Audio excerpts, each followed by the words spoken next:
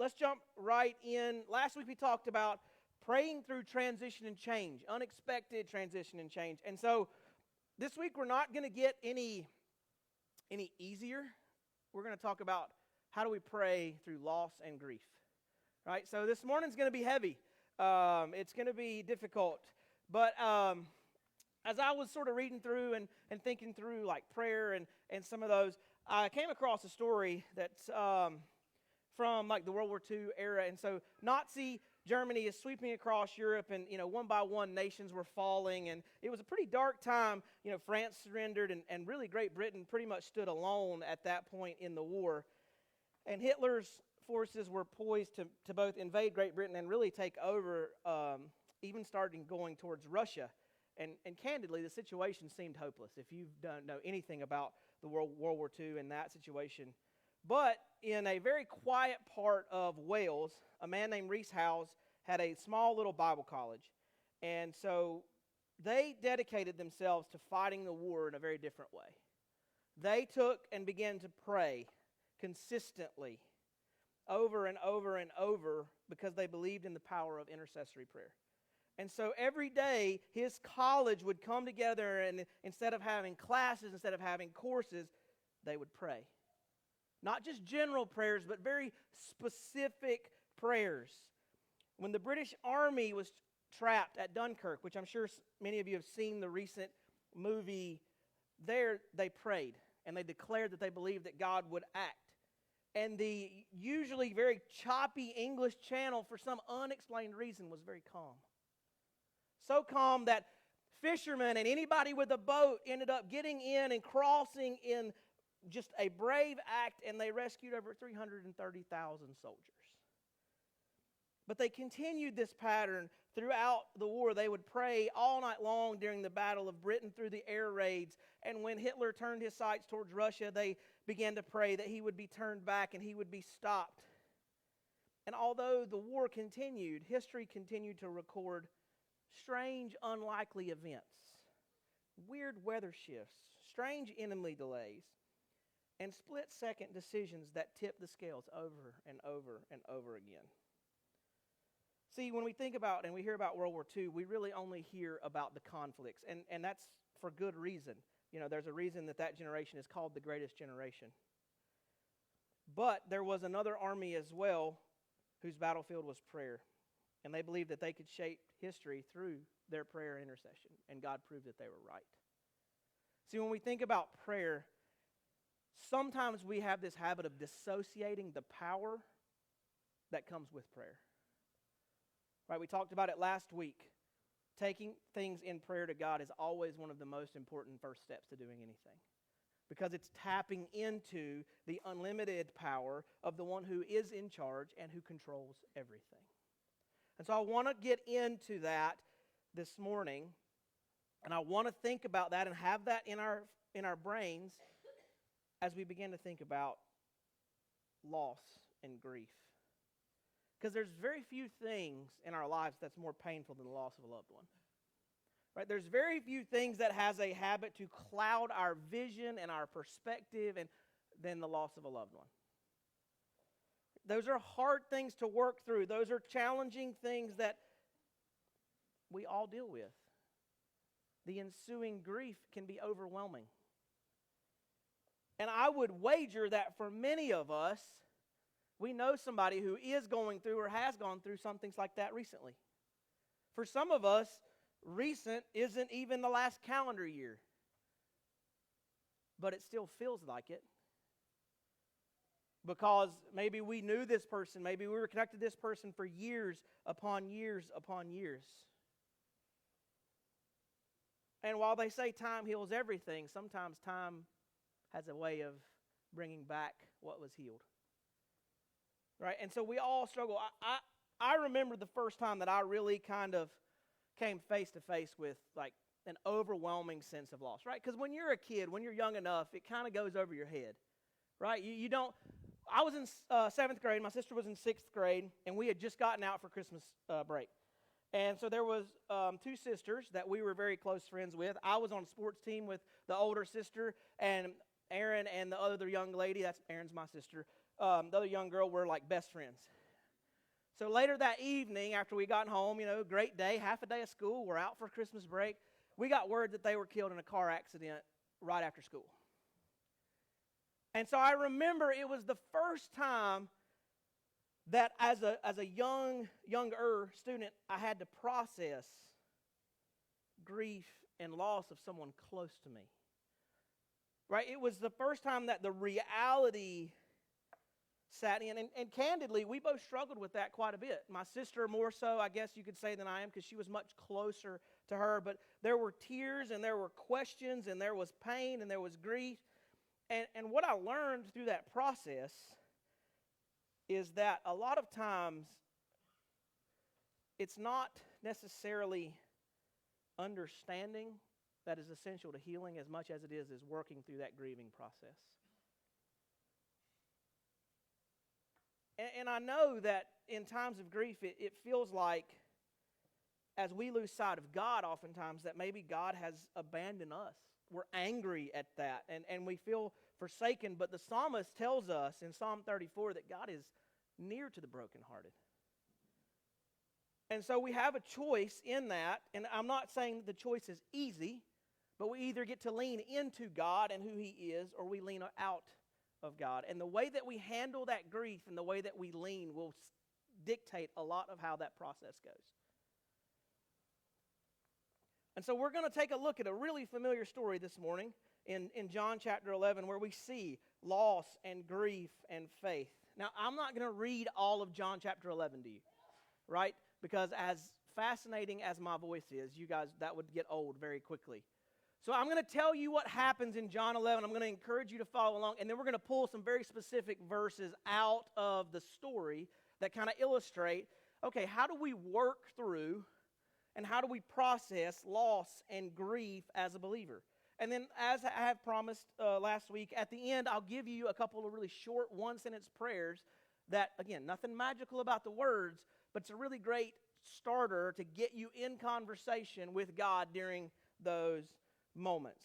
So most of you probably recognize this story. This is the story of Lazarus being raised from the dead, right? And so Jesus and his disciples, they are out of town, and he gets word that Lazarus is sick.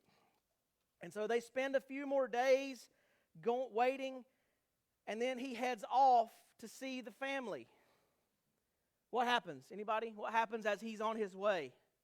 One of the sisters comes running out, right? Which sister do we know? Martha. Martha meets him on the road and says, "Lord, you're too late, he's dead." Right? That's kind of the summary version of what happens. So Lazarus is in the grave. Martha comes running out to meet him. They have a conversation. And then here comes Mary once she hears Jesus is on the way behind him. And they have very similar conversations to one another. Right? There's lots of people around. There's lots of mourning. There's lots of grief. We even find, as we'll talk about in a minute, the shortest verse in the Bible, John 11:35, where it even tells us that Jesus wept alongside those who mourned. But then what does he do? He says, "Oh, all right, Lazarus is just sleeping. Come on out." This is also where I find, at least in the King James Version, one of my favorite verses in the Bible. He says, "Open the tomb," and what do the sisters say? In King James English, "He stinketh." Lord, he's been in there a while. He don't smell too good. Jesus says, "No, it's fine." Now listen, can you imagine Lazarus? He's been dead for a few days. This is creative license right here. This is not in the Bible. And all of a sudden, now he's got to come back out. He was enjoying it, I'm going to guess. He's got to come out. But here's the thing. He's got to die again now. But anyway, we see this story and it wraps up, and here comes Lazarus out of the grave, and Jesus says, "Unbind him and let him go. Send him on his way." And then people get mad. They see what he did. I think that would be pretty awesome, but they say, "Okay, let's kill him." Right, so that's the story in a nutshell. And so there's a few things, again, like I say, we're going to pull out of here. But as we start, I think obviously we see a very real sense of loss and of grief and of pain. This is not a sugar-coated situation. Any of you have ever lost a family member, you understand what they're going through. Right? There's a tendency, because we know the end of the story, to gloss over the reality of being in the situation. And so there's struggle, and Jesus is obviously very close with this family, and he doesn't try to minimize it or soften the blow of losing a loved one. We'll talk about this in a minute, but I think sometimes one of the most harmful things that we do as believers is try to kind of soften the blow of losing a family member. Right? Like, we say the nice things that may be true, but in the truth, it's not necessarily loving to people. Right? Like, it's all part of God's plan. Well, yes, we understand God is sovereign and in control. It doesn't necessarily help that person in the moment. Right? And so we see that Jesus doesn't necessarily diminish that, even though he knows, hey, I'm getting ready to do something amazing. But he does remind us that he has power over everything. And that ultimately, as we'll see, includes death. So a few things. The first thing I noticed this morning is a profound faith. And so if you're taking notes this morning, that might be the first thing that you want to write down. Even in a very dark time, we see both Martha and Mary demonstrate a profound faith. It's very clear to me that this family has a strong relationship with Jesus. Right now, you should be, if you were here last Sunday, you should be hearing echoes of similar things. Right? There's a foundation rooted in Jesus Christ. And so they have this relationship, and even though they had been rocked to their very core, the depth of their faith extended beyond the capacity for this loss to shake that. Right? When hard times come, and they will come, your baseline is what is going to matter most. Where is your relationship with the person who's always in control? Because as we sang this morning, if your house is built on that firm foundation, it may shake, but it won't fall. And the irony is, we weren't even going to do that song this week. We were doing a whole different song that we didn't actually have the tracks for. And we said, well, we have this one. We haven't done it. It's a pretty good song. And voila, God worked it out, right? He knew beforehand that it would fit in so well. And then, interestingly enough, we talked on Wednesday night in Bible study, and in our wandering conversation, we came to the man who comes to Jesus and just wants his daughter to be healed, just wants his kid to be healed. And I've said this before, but I relate to that guy so much, because Jesus says, what does he say when he says, I need you to heal my kid? Do you believe? And he says, God, I believe, but help my unbelief. Right? I relate to that guy so much. I think there are times in all of our journeys of faith where our obedience and our trust and all that is going to be challenged. And here's the newsflash. Many times that's not even Satan.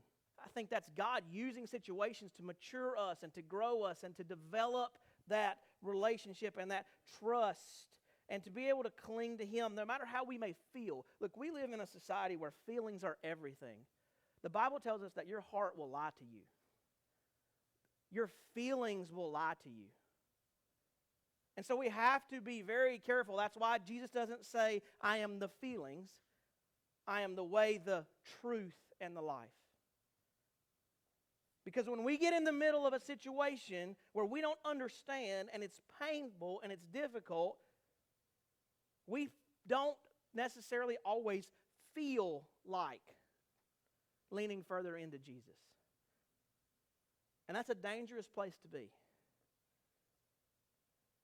But Jesus meets Mary and Martha in two very different places, and that makes sense based on what we know about them, right? One of them is the worker bee, the busybody, and the other one is one who's just going to sit. And so two very different personalities, two very different people, wired very differently. But what I love about both of them is they say the exact same thing in their interaction with Jesus. If we look at verse 21 and then at verse 32, go ahead and put that up there, Emily. Martha said to Jesus, Lord, if you had been here, my brother would not have died. Okay, that's one. Verse 32. Now when Mary came to Jesus and saw him, she fell at his feet, saying to him, what? Lord, if you had been here, my brother would not have died. Now, if you pick up verse 22 as well, Martha says, look, I don't know what you're going to do, but I know that you can do anything. So they're not necessarily blaming Jesus. They're demonstrating a faith and a trust that says, if you had been here, we know, we're certain that you have power even over death. And so there is this, even in the midst of all of the tears and the struggle, there is this genuine confidence and faith in Jesus Christ. Not because it was easy, not because the situation didn't hurt, but because the truth, and we keep in mind, right, the truth is a person, the truth outweighed the pain. Maybe not in the instant, but in the long haul.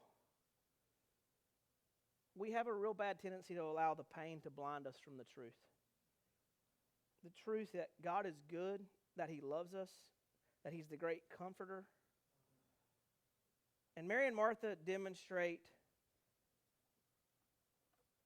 to trust in Jesus for what He can do, but also for what He will do. Right? We like to trust in Jesus for what He can do. We like for Jesus to deliver things. We like the deliverance side of things. But do we also trust in Jesus for what He will do? You understand the difference? Like sometimes the answer to the prayer is no. Well, do we still trust that Jesus is good when that answer was no? When He didn't heal our friends and our family members the way that we thought He should, do we still trust Him? Because He could, but He also in His wisdom did it differently. And just as a aside, if someone passes away who is a believer, they are victorious. Either way, whether they're here or candidly, they're better off in many situations when they go.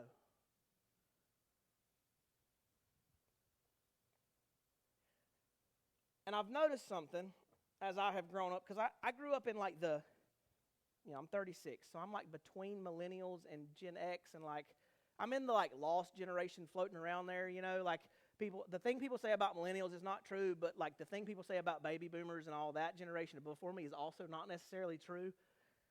And so I grew up in the in-between, where we were allowed to do crazy dumb things, right, like the baby boomers, but we also had people hovering over us like the millennials.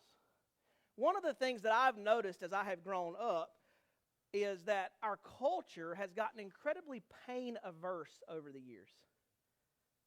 Right? Like we used to think it was a good idea sometimes for things to hurt. For you to learn some things the hard way.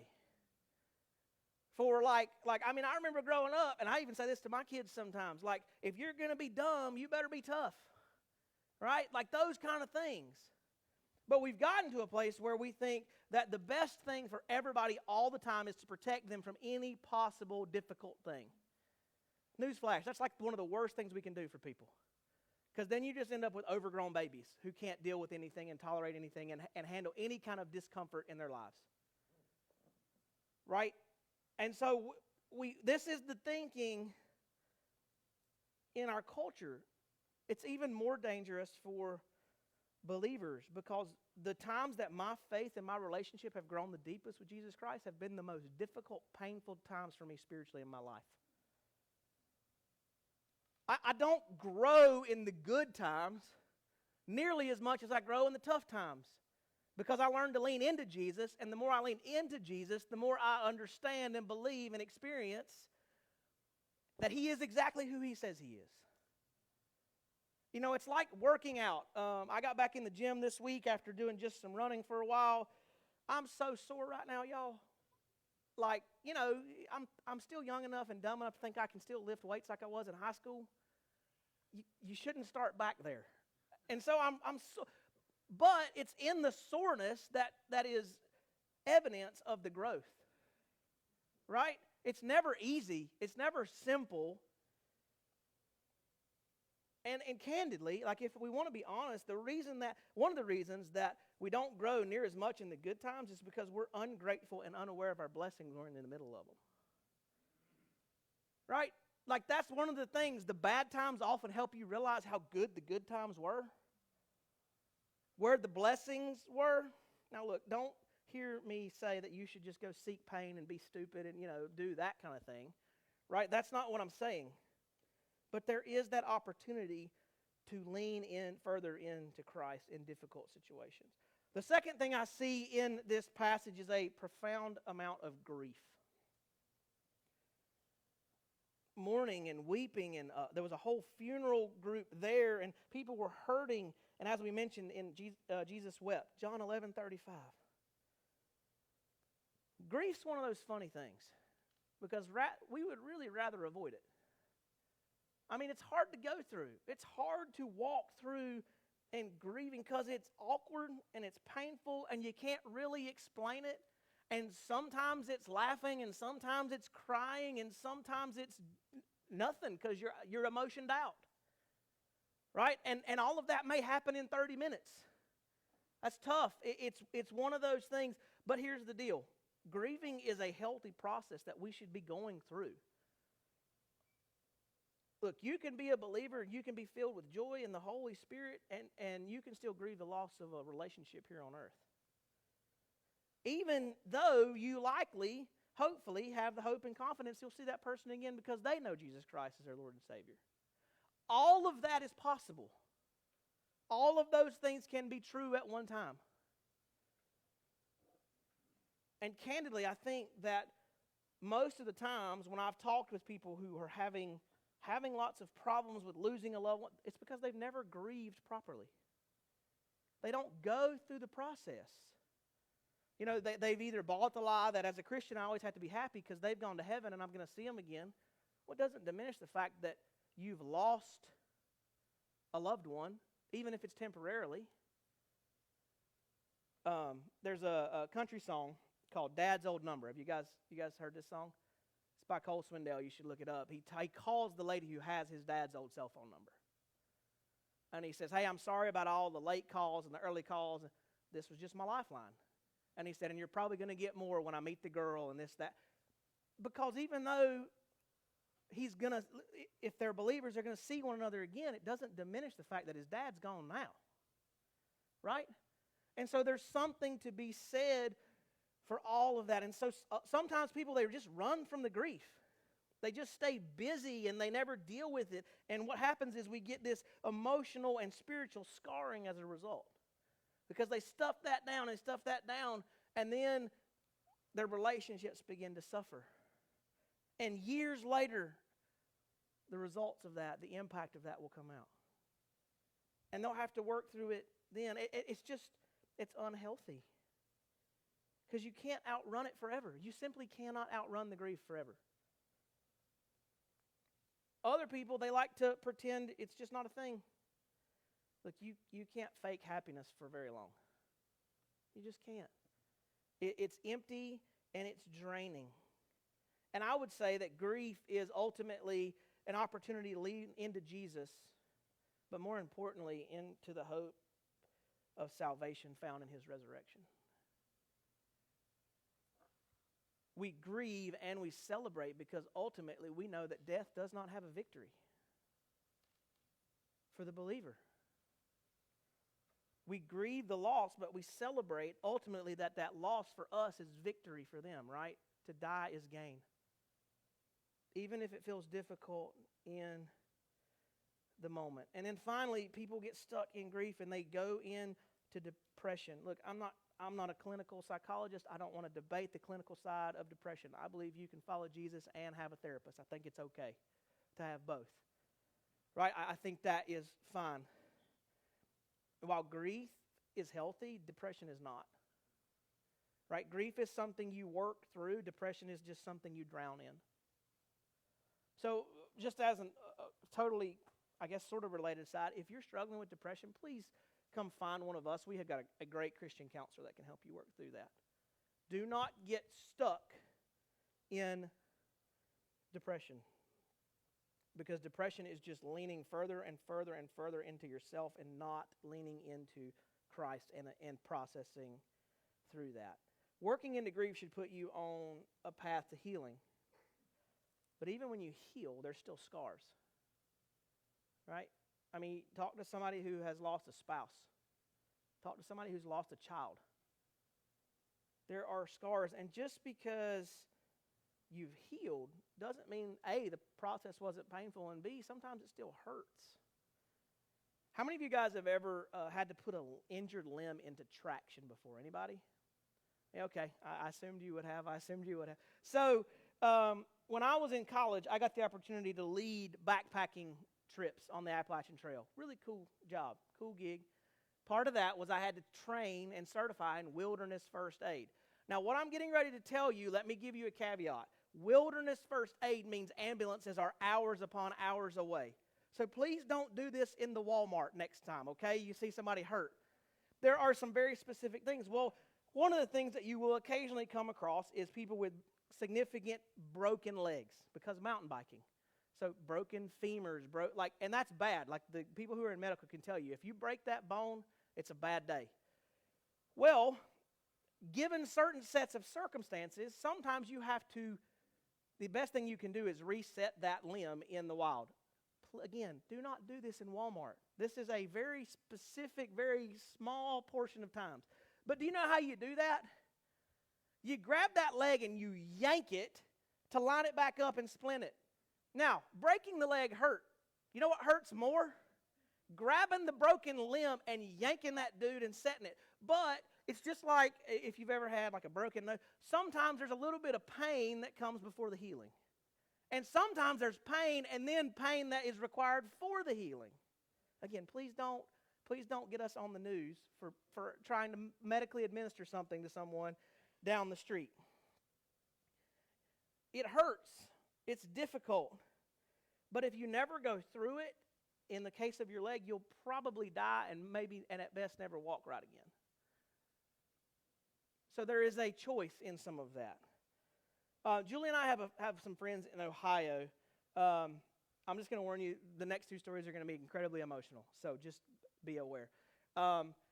Really great friends, and their daughter was kidnapped on the way home from Bible study, and she was tortured and killed in a satanic ritual.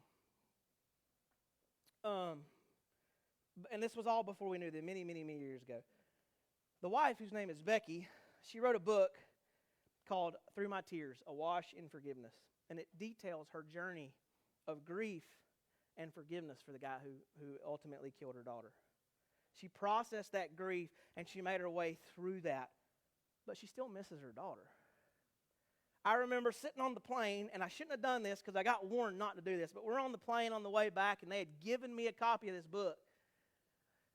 I am a grown man sitting on a plane reading this book, just crying my eyes out. And they said, don't do that. Do not read this on the way home. Even one of my pastor friends up there, he's like, it's going to make you feel like less of a man as you're sitting there crying in front of everybody. And I did. I sat there and I read this book, and I cried. Because A, I could feel the grief. But B, I thought, I don't know that I could do that. If I was in their place, I don't know that I could do that.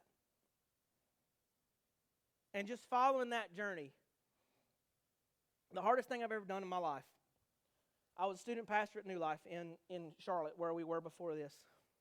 And there was a young baby who, for a variety of reasons, ended up in the NICU. The day he was supposed to come home, he died. On his 1-year-old birthday. And so we're holding the funeral service in our church. And I was just there as support. I wasn't supposed to do anything until they came up to me and asked me to carry the casket. It's the hardest thing I've ever done. As myself and candidly, one of my best friends who's much younger than I was, we carried that casket out. That's been 10 years ago. And I still remember that.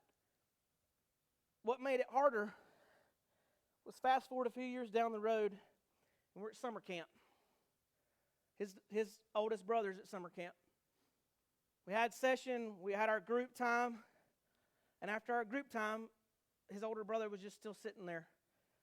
So I went up and went, hey man, what's going on? And he looked at me with tears in his eyes and he said, I still hear the heart monitor at night. 3 weeks ago, this family gave their testimony on how God carried them through that. It took them 10 years. But some of the hardest things that we can't imagine, some of those losses, they'll always be there. But Jesus will always be there to carry us through them if we will let Him. And I love that I got to see a church grieve with a hurting family. It got to be reinforced that Jesus doesn't diminish the pain. He doesn't diminish the grief. Rather, He just sits and He cries with them. Even though He knows that grief is about to be ended. He knows what He's getting ready to do. That's a good lesson for us. We can feel the process of the grief. But most of the time, people don't need answers. They don't need helpful phrases. They just need somebody to grieve with them. That's what Paul says we should do in Romans 12:15. Rejoice with those who rejoice and weep with those who weep. Some of the people I have seen who are the best in those types of situations, they don't say anything. They're just there. Which brings us to our third and final point this morning. Profound power. Yes, weep with those who weep. But Jesus wasn't done yet. Right back in verse 23 through 27, He tells us what He's going to do. Now, we get really, really caught up in the miracle part of this, which is understandable because, Jesus speaks. Here comes Lazarus, who'd been dead 4 days. He stinks. He comes out of the grave. It's incredible. But the miracle was just proof for what Jesus already said in verses 25 through 27. Right? It says, Jesus said to her, what? I am the resurrection and the life. Whoever believes in me, though he dies, yet shall he live. And everyone who lives and believes in me shall never die. Do you believe this? And what's her response? She says to him, yes, Lord, I believe you are the Christ, the Son of God, who is coming into the world. Notice what Jesus says. He says, I am the resurrection and the life. Not I have that. Not I have the life. Because if you have something, it can be taken away from you. But the fact that Jesus is life means that He has all control over power and death. There's a difference, right? There's a difference in being something versus having something. It even tells us when He goes to the cross that He laid His own life down. He made that decision. He made that choice. It was not taken from Him. Evidenced by the resurrection 3 days later when He took back up His own life because death was not in charge. That's something I think that we have to remember as believers, that at the end of the day, death is not in control. Despite what it may want you to think. Despite what Satan or anything else may want you to feel. Jesus Christ is the one who has power over life. And ultimately, because of that, power over death.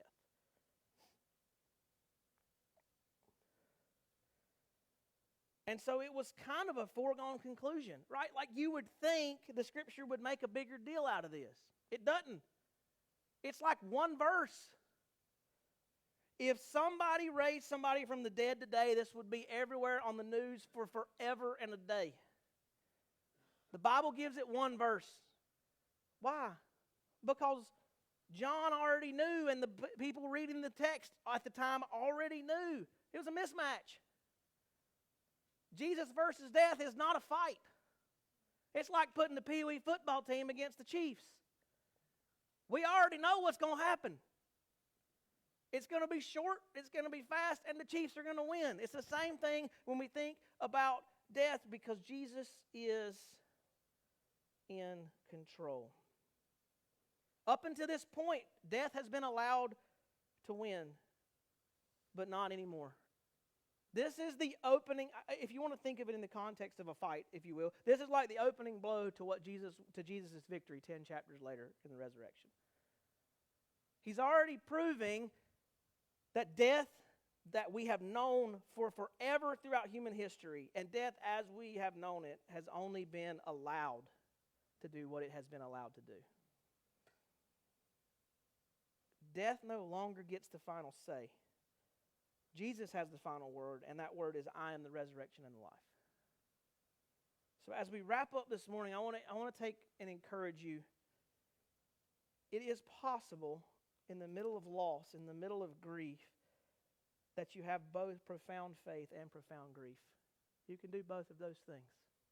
You can hurt, you can miss people, you can feel that loss, and also be a faithful believer who leans into Jesus Christ. You can do both of those things at the same time, ultimately resting in the profound power that Jesus Christ has power over death, because he is the resurrection and life. If you're walking alongside people who are in this situation, just do what Paul tells you. Rejoice when they rejoice and weep when they weep. Don't overcomplicate it.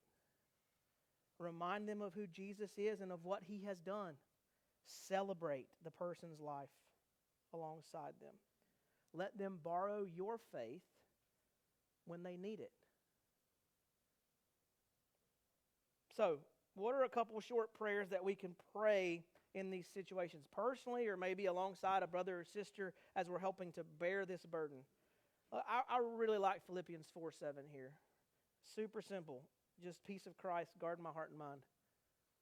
Right, God, when I am in the midst of all of this loss and this grief, just put your peace on my heart. Guard and protect me. Let me know you're there. Another one, Jesus, you said, blessed are those who mourn, for they'll be comforted. That's Matthew 5:4. God, I'm mourning. Send your comfort and wrap your arms around me and hold me tight. I need your mercy and